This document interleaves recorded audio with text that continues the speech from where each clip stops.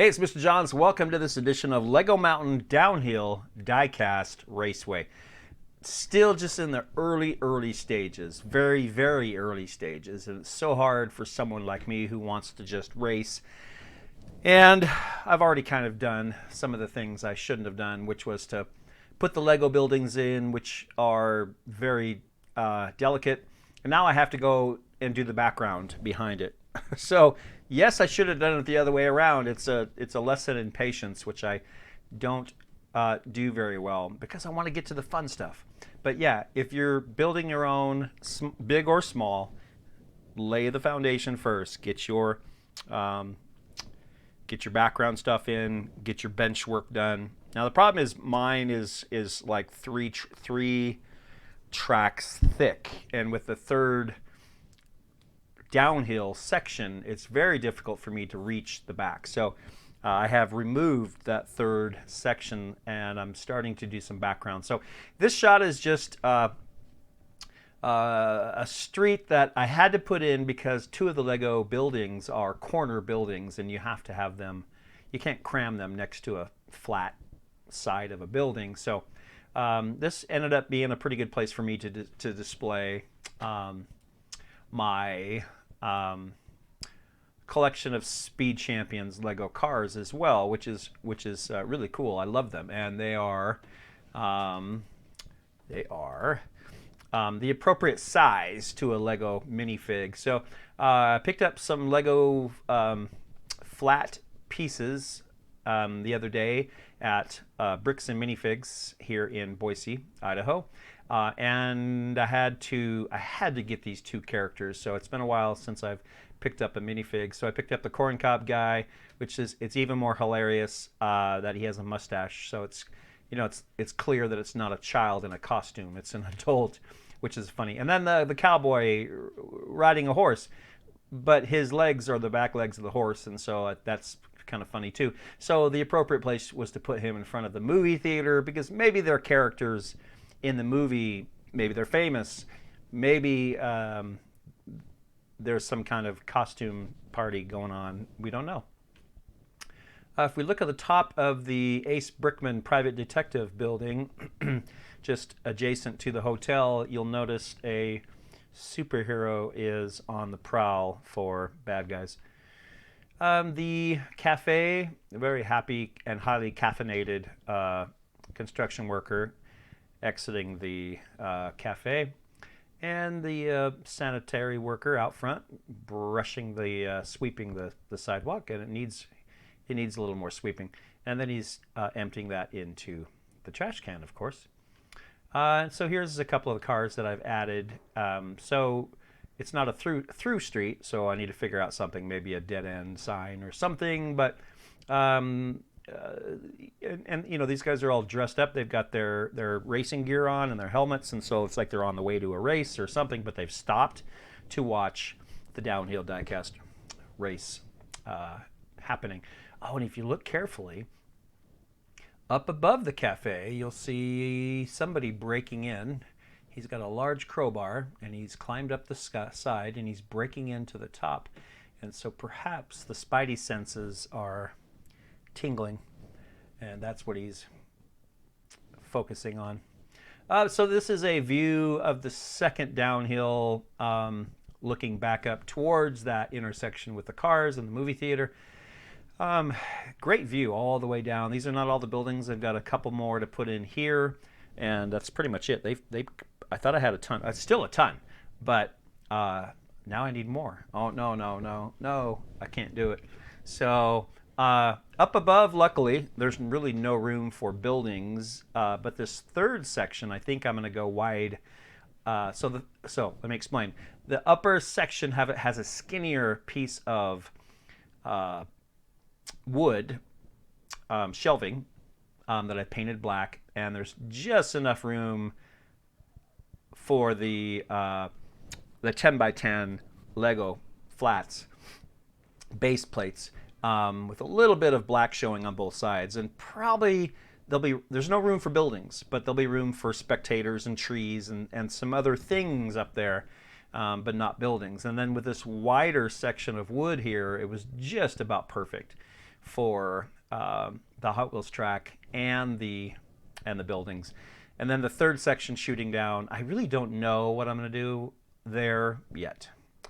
So stay tuned on that. It's a process. So here's a shot of where the race starts. And it's a 2-lane track. Let me go back. 2-lane track all the way around the corner until about halfway down the city. And then it turns into wide track where the cars can what's the word? They can interreact. They can crash into each other. That's it. So, hey, up above, I had a starting gate. Let me tell you the story of the starting gate. If you watched a previous video, the starting gate was a 4-lane, remote-controlled servo, like open-close. Very cool. I liked it a lot. The problem was I decided to go from 4 lanes to 2, and then there was 2 lanes not being used, or 2 starters. And it was okay. I just don't like that kind of sloppiness. However, that part was expensive, and so I held on to it. And then I disassembled a old CO2 dragster starting gate that I had that I don't use, and had it all set up so I was getting lap times on the cars, which I never thought I would probably do. But because of this thing I had, it was working, and I spent a weekend getting it all set up and working, and very, very cool. And the cars would trip a laser system, which would give it a time. However, I quickly realized, because I started with a really fast car, and it was getting times of like 8.5 seconds, right? I was like, yes, yes. And then I put some other cars on it, and they were slower. And anything over 10 seconds was a DNF, did not finish. Anything over 10 seconds. And that's not good, because all the cars are not going to be speed demons. And I instantly realized, no bueno. So I looked into, can I program it? Can I get in and change any settings? No, can't do it. So I bit the bullet and ordered a professional timing system just for 2 lanes of Hot Wheels. I think it goes up to like 99 hours or some crazy thing. So time limit is not a problem.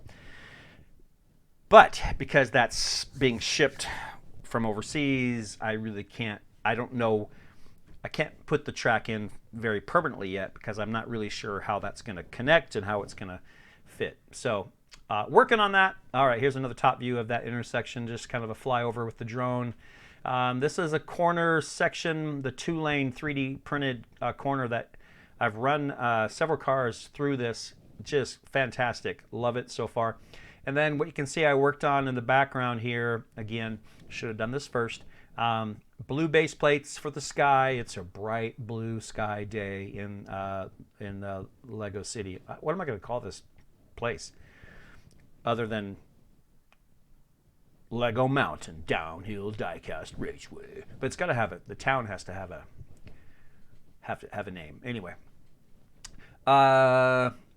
so what I liked, however, is I buzzed some grass green plates through the bandsaw and gave it, you don't see curves like this in Lego very often, but I think it looks really cool, almost like a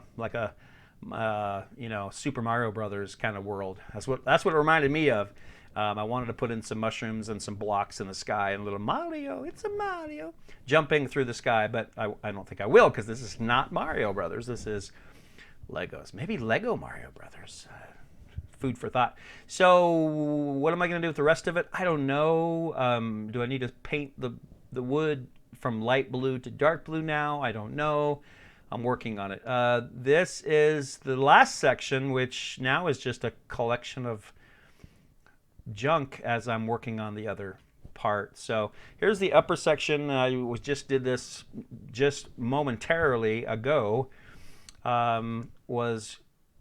You can see up in the upper right corner, I just put in 1 sheet of 4, I think it's 4 by 2. I basically trimmed it to go on a stud, halfway on a stud, so I can connect another one.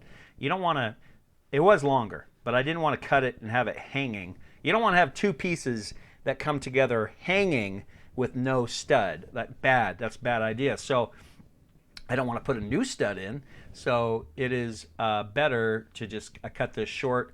And you can see this was like some background for previous train layout or something. And I'm just going to sand that down and repaint it.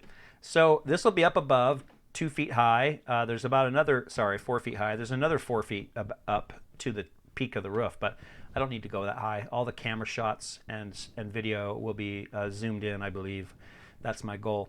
And so I'm going to do that up above and either paint it to match this dark blue or maybe have it that light blue like it's further away. That might be a good look. I don't know.